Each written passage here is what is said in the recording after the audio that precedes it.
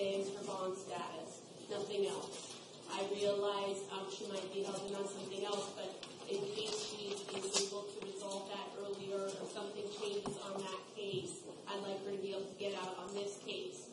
I would be requesting what we would standardly request, which is just pretrial release, alternate bond $5,000, and request that Your Honor grant that. I'm looking at 28 counts. Actually, Your Honor, I think all of those counts were already ROR'd except one. They were duplicitous. Okay. And yeah, I mean, you think we know for a fact what happened, Diana? Yes, Judge. She was all on everything. From 2 to 28. Okay. Is there a 27? I see 26, 28. all I know is that I heard this state only 26. I'm sorry. Okay. So on one of those counts, the last one, 26, there'll be a, okay, yes. The first one. Count 1? Okay. Question. With whom do you live?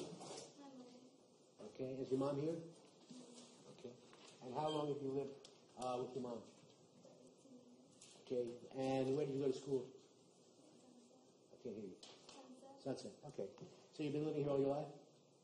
Okay. Excuse me? Only 5 years. Okay. No problem. There'll be a bond of $5,000 as an alternate to pretrial release, subject to taking care of that contempt. Got it?